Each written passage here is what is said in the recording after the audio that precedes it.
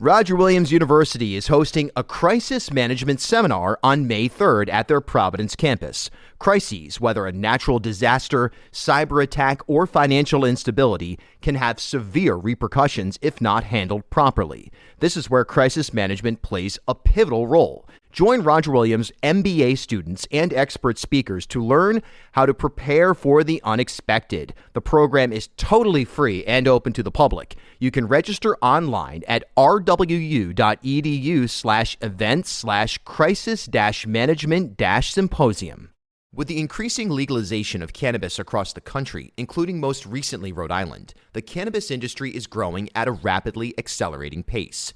If you are already in the industry or wondering what is the best path to break into the cannabis field, the University of Rhode Island has a program to help educate you in the evolving space.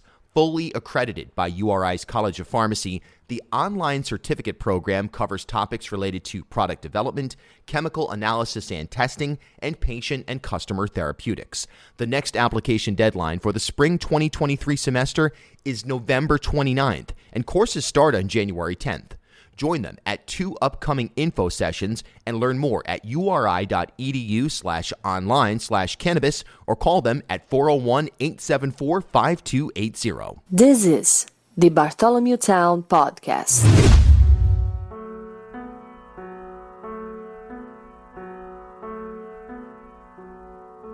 All right, so today we are returning to our discussion on the arts here in Rhode Island, obviously something that is critical to our sanity and understanding of the world. I mean, that's as basic a statement as you can get, but in the thick of a political season, it's important to me anyway, and I think to a lot of you, to keep focusing in on some of the major things that are happening here in that regard.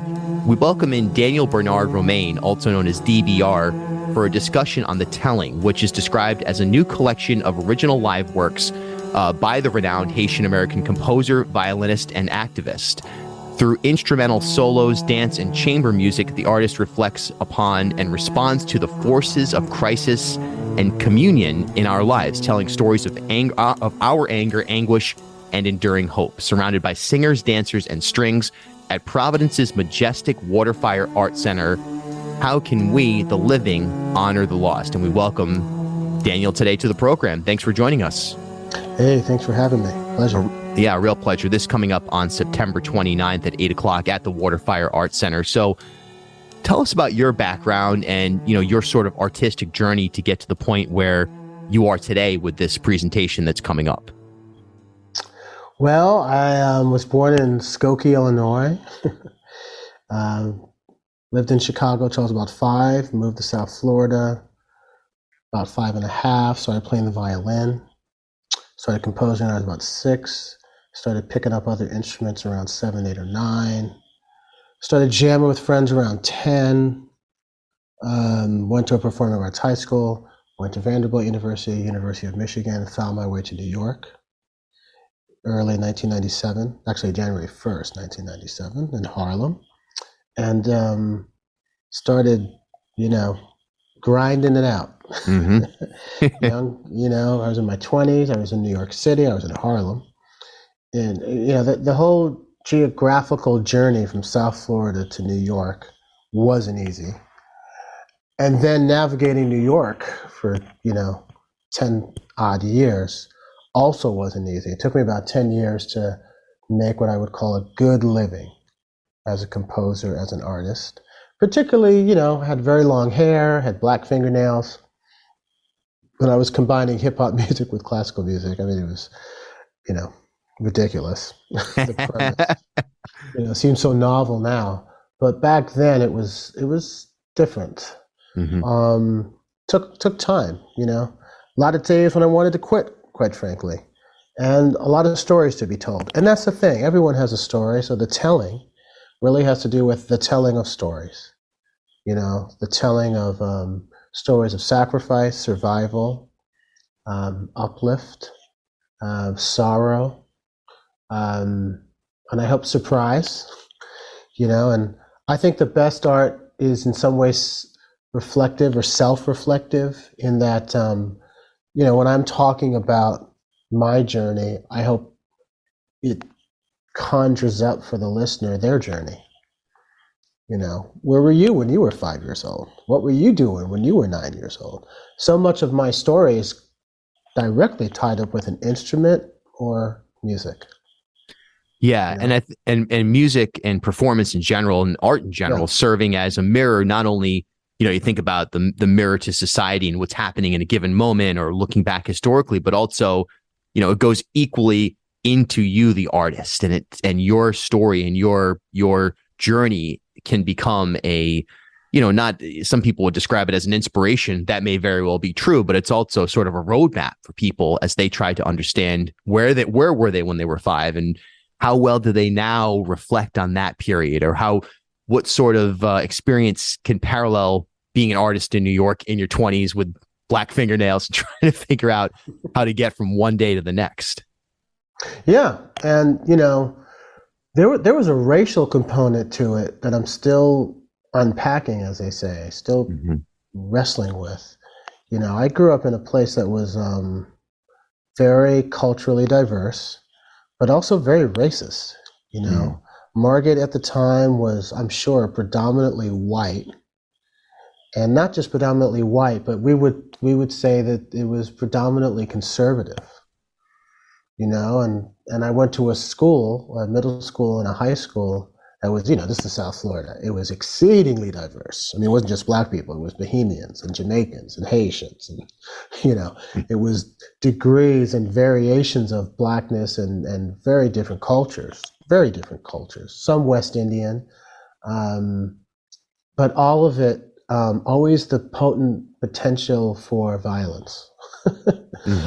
And also, to be fair, there was a wonderful exchange of ideas and culture and quite frankly, love at the same time, at least among the children. I don't know, our parents probably didn't get along as well, but I'm just saying this because I'm realizing even in this conversation, where our family home was, we were the first black family in our neighborhood. And as my musicality got better, as I just became a better musician, I sought out other musicians who I am sure, now that I'm thinking about it, I am sure their parents wanted nothing to do with me, based on the color of my skin. Yet, us as children, we found a way. And even thinking about it more, I can't even imagine, a lot of these rehearsals happened in my garage or their garage. And I was always very precocious and very much a musical band leader. So now I'm thinking about, wow, here's this long-haired black kid yelling at their white kids in their garage. It was a different time. It was a different thing. I don't even know how that would happen now, quite frankly. Because by the time I got to high school, it was a performing arts high school, and race went out the window. The minute you came into the rehearsal room, it was really about, could you play or not? And by the way, there was even something empathetic about that. If you couldn't play as well, the better players would help you. It wasn't like being on a football team or a soccer team or something like that, which I know has its own empathy as well. But we were a team. We were like an army. We were militant in our wanting to be the very best musicians that we could be. Mm-hmm. Completely understood. And I think that's something that the world right now could use a lot of, right? That sort of competitive empathy. That is, it's not to say, whatever, just mail it in, we're all good. It's no, let's lift each other up and find ways. What are your strengths? Where can you improve what you're doing, whether it be in your practice or whatever it may be? That's something that I personally would love to see deployed at a higher level on a regular basis. Yeah, I did play sports in middle school and high school up to a point, I guess up until 9th grade. But, soccer, wrestling, even football, believe it or not. And I missed that. I loved that. There was a camaraderie that we definitely shared. You're right about a competitive empathy. Even watching, my son is all athlete. And so we watch Hard Knocks, this show on HBO, which is really interesting. It's basically these little mini documentaries around a football team. And really it's about getting from, 80 or 90 some odd men, football players, down to 53, right? That magic kind of potent number. But it's amazing to watch because there's so many similarities between a football team and an orchestra, or a football team and a ballet company, or I'm sure a Future 500 company and a board member at an orchestra, or what have you. So I think that I think that musicians and artists are particularly adept at working with one another, solving problems, and pointing to them too. Yeah, and hence make oftentimes good leaders and good voices of reason in a room or part of a larger collaboration. And I think that, going back to that sort of middle school, high school experience, a lot of artists, at least maybe not in a performance school, but in a typical public or even private school, some places, some people might say, I know my own experience was sometimes that, well, if you're not part of the football or the soccer team, and you're, you're making music in a garage, well, watch out for that guy. Where are they going? Where's that person going? I experienced that. And I think a lot of people have as well, when in reality, it's tied right into the same exact sort of work ethic and team building that any sports team requires. And it has an entrepreneurial level that maybe exceeds those others. Yeah, no, absolutely. And, I think I'm definitely, as I've gotten older, I used to focus, when I was younger, I focused a lot on the scores and the notes, not so much on who was playing them. I mean, it was such a different time, It was much more difficult to be a Black classical musician, in the 70s and 80s, arguably, than it is now. Although there's plenty of room for improvement for sure. We know this. But that said, I'm much more aware of who's playing those notes now. And, the telling is a good example where I was, really methodical and really consumed and concerned with not only the stories being told, but who was telling them on the stage. And that's one of the best things I think about working with FirstWorks, Providence, and everyone there, Kathleen, Suzanne. I think they're on a mission. We share a mission of creating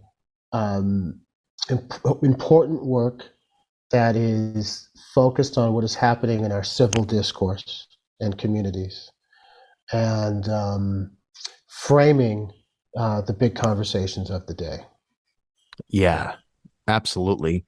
I recall you were in Providence for PVDFest a few years ago, if I'm not mistaken.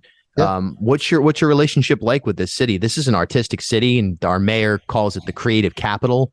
We obviously have RISD and major institutions at play, but there's also, a tremendous visual, multi-genre music artist scene. There's just a broad artist community here that's very diverse and is very integrated as well. What's been the reaction that you've received and the response that you've received? Oh man, it's in the architecture, it's in right, it's in the food. I'm about 20 minutes from Providence, where I am right now. I'm in Norwood, Massachusetts, so it's just down the street. I love Rhode Island. Something happens when I cross the border. Just as you say, there's an artistic vitality, different quality of freedom.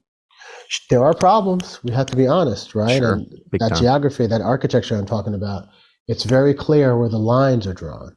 But that's America. And I think in so many ways, Rhode Island and Providence specifically, you find the magic in the mundane, in the struggle, in the aspiration, And gosh, I've been performing in Providence specifically for years now, close to 15 years, annually, mostly through FirstWorks, as a matter of fact. And it's really changed my life, and I think I'm a better artist. I hope I'm a better human being for the collaborations and the work that I've done there. The last performance I gave before the pandemic was in a church in Providence, Rhode Island. It was kind of amazing. It was February, late February. There was, things in the air. We weren't wearing masks yet, but we were bumping elbows. It was a hot night. We were sweating, and we didn't know it at the time, but this was going to be one of the last times when we would be able to congregate together, have this kind of communion. and this real exchange of ideas. And we used the church. I can't remember where it was, and forgive me for that, but it was a kind of a non-denominational place of worship where kind of all voices were welcome. I should really know the name. Forgive me. But it was so, it's really cold. It's one of those situations where it's really cold outside, but there's just so many people in the room. There's heat and steam, in the air, Yeah. you know what I mean? And I have really been attuned to the people that are there and how I can bring stories that are not from Providence per se, but that have a resonance. And that's been a lot of my work there, for sure. Really exciting stuff. Last couple of minutes here, and I know we're going to have some music as well in this episode, which I want to play. But just in general, as an artist working in 2022, what's your advice to, especially speaking to that? Hey, I was in New York for 10 years before I had any kind of comfortable living. That resonates with me so much. I was in New York for 10 years as well. And I think it was, but in year 7, I was still squatting and, you go down to the falafel place with a handful of quarters. I know exactly what you're talking about. Mahmoud's falafel or something. Yeah, I know exactly what you're talking about. Still there. Oh, yeah. Still there, brother. It still is. Yeah. Still there. Still good. Same recipe. Still there. Absolutely. And it's those pleasures and those things that like keep you moving on a comfort level because look, you don't necessarily have a big screen TV to watch, movies or football on Sunday, and it's that struggle. What's your advice to younger artists right now who are saying, "Hey, I want to go this direction," but understand, and everybody in their life is saying, "Well, that this is crazy because, you might end up squatting and buying falafels with dimes and quarters." I would say 3 things: budget, build, be bold. I think that no matter how young you are, first year of college, someone told me, very famous artist told me, it was actually Bill Conti, maybe. This is the man who wrote the score to Rocky. Da da da, right? Big He time. passed away. Yeah, it was great. I mean, turned out he was from South Florida as well, and he did a lot of scores. I think I used to do interviews for the Nashville Banner, Vanderbilt University. Mm-hmm. I think it was my first interview. Met him backstage, and he was so kind. And he said, I'll never forget what he told me. He said, when I was about your age, I started putting 2/3 of my income back in my career. I figured out how to live on 1/3 of my income. Mm-hmm. I couldn't do it immediately, but that always kind of stayed with me. And more than the specific ratio, it's the notion of no matter how much money you think you don't have, it's important that all artists understand money and, more importantly, budgeting. And I would even say, connected to that, how to ask for help. Working hard is important, but it's also important just to ask for help. There are so many resources for a young artist that are important. And then you can build. And by building, I mean you have a model. You're thinking about the scaffolding of your career. You're thinking about plans and goals and the difference between plans and goals and dreams. A lot of artists that I ended up in New York in 1997, every few months would leave the city because they couldn't get out of their dreams. It's like being on the hard pavement of plans. Plans are what you do every day. You wake up every day and you have a plan. That connects to a goal. And those goals help to uplift your dreams before they come crashing down. So that's one way to look at it. And then I think you have to, you got to be bold. There's an audacity, an arrogance to it all. Can you become an artist in 2022 when it seems like everything is more expensive? There are a scarcity of funds everywhere I look. And the apartment I rented for, I kid you not, $450 a month in Harlem is now $2,400 a month. Absolutely, yeah. Same apartment, right? What are you going to do? And I'll leave it with this. Being bold sometimes means being crafty, being aware, being hyper collaborative, being determined. I'll say it this way. Any artist anywhere can make a career. Get online. To be a little more specific, if I was starting off right now, I would live with mommy and daddy. Mm-hmm. Absolutely. And then I would live with someone else. I mean, I probably wouldn't even move to New York initially. It's expensive, but it might be New Jersey. Hey, why not Rhode Island, y'all? There you go. Right? Why not Rhode Island, y'all? You know what I'm saying? Here, yeah. I do. So there's a lot of freedom that is not bound by geography. Yes. And that's probably never been true. I mean, that's a whole nother conversation beyond the scope of this one. But yeah, just to kind of summarize it, I do think that budgeting and building and being bold are the things that I still do. I've done it since high school, and I still do it. And the artists that I most admire, that I've met and talked to about this, they do it too. Yeah, they do it too. I couldn't. Those are some of the most poignant words that I've ever heard someone say, because they're so. I'm certain that they're 100% accurate and so important. It's completely 100% accurate, and not, as far as musicians specifically, I've seen so many bands and solo artists and composers live way outside of their means. Oh, we're gonna do a national tour now and look, you do it once or twice in the van and trailer, it's a magical experience, awesome. But when you start living on the road and you've slept on a floor in Buffalo for the 7th time, and it's hard. It's hard. I love the notion of Rhode Island as a portal to New York, but also to the gate. It's really an international portal 100%. For sure. But this region is so powerful look, you can wake up in the morning and be in New York for breakfast from Rhode Island, either by car or train, and come home that same night. You can have a performance in the evening, either crash that night somewhere or even come back if you're bold enough to come back. You get a cup of coffee. Exactly. Yeah. Yep. And there's still a notion of affordable housing. I know things have changed. They have everywhere. But there's a notion of it. And, there's anywhere you are, if your life isn't in danger, this is a real thing. Anywhere you are as an artist is an important place for you to be and the community around you to be. I could have graduated from University of Michigan and gone back to Margate, and live hella affordably and made a career. Absolutely. And, and a lot of it does have to do with online resources. I've got 3 tax attorneys, 2 CPAs and 1 tax attorney. And last night, guess what? I'm looking at YouTube videos. Great advice. Yeah, I love my tax attorney, and he's great. Kevin, I've known him for years, 20 years now, 25 years actually, and counting. One of the seminal relationships of my life, by the way. But, there's so much information online, and we overlook that.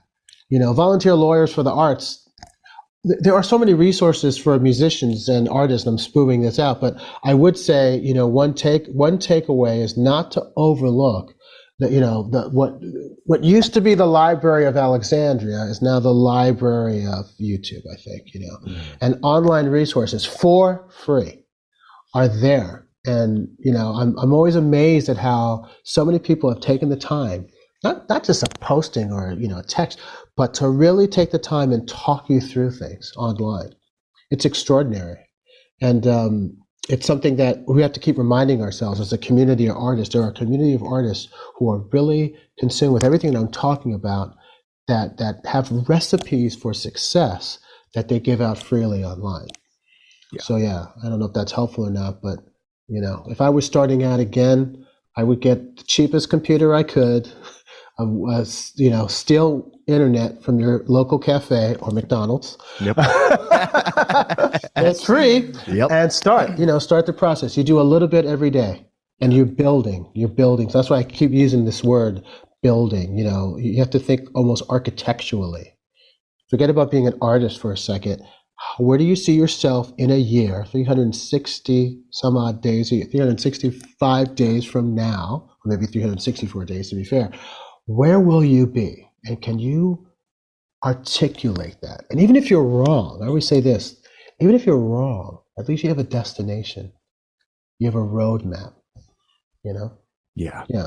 So amazing right there to hear those words. And hopefully that resonates with many people and it can translate even outside of the arts proper into any sort of process in developing, a unique living, a unique lifestyle, be it in business or anywhere else, because it's an uphill battle right now for all of us with just the reality of the economic situation in the world itself. So, yeah.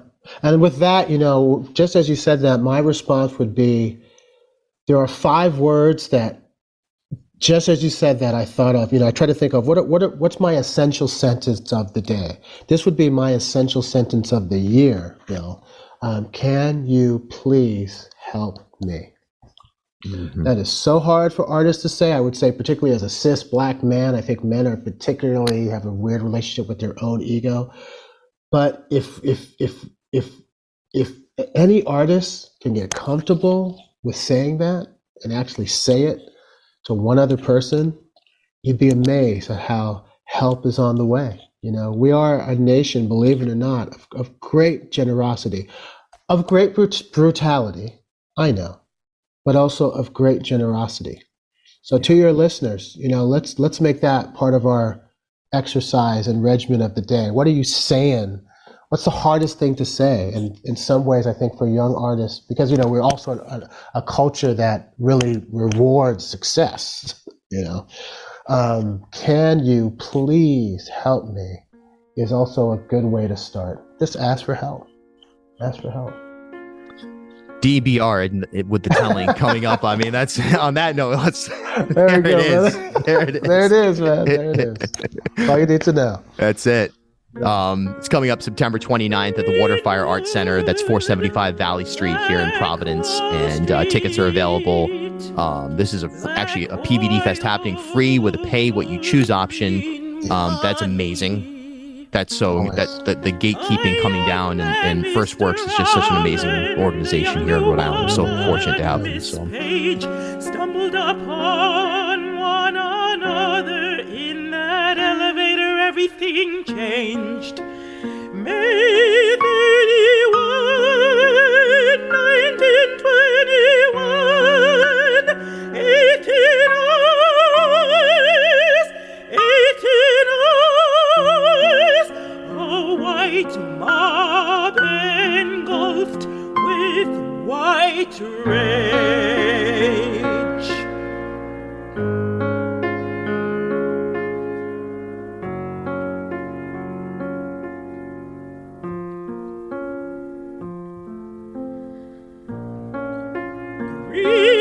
Greenwood, Black Wall Street, black oil, green money.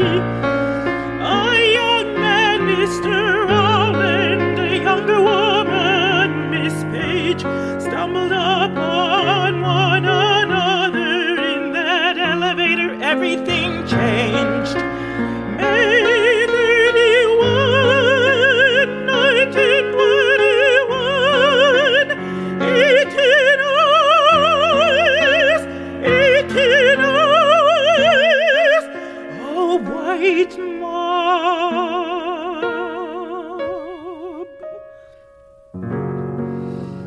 Burn it down, burn it all down, a white man running with red blood on his hands. Bring it down, bring it all down. A school, the library, our hospital, my church. Burn it down, burn it all down. My people, our black children, our schools, our homes. They want to kill us, they still want to kill us. God bless America, God damn America.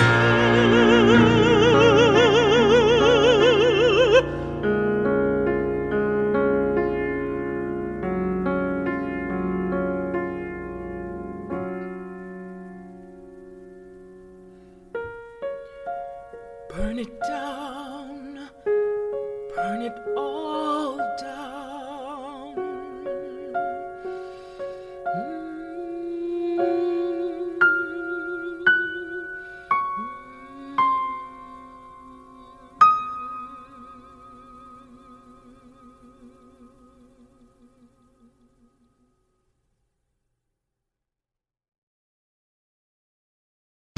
At HealthSource RI for Employers, we provide access to health insurance to more than 1,100 local businesses and nonprofits, and 96% of them renew through us every year. Maybe it's our choice of 19 different health plans, our 10 years of customizing solutions, or our one local team of dedicated experts helping employers find quality health insurance. See how our numbers stack up for you. Learn more at healthsourceri.com/employers.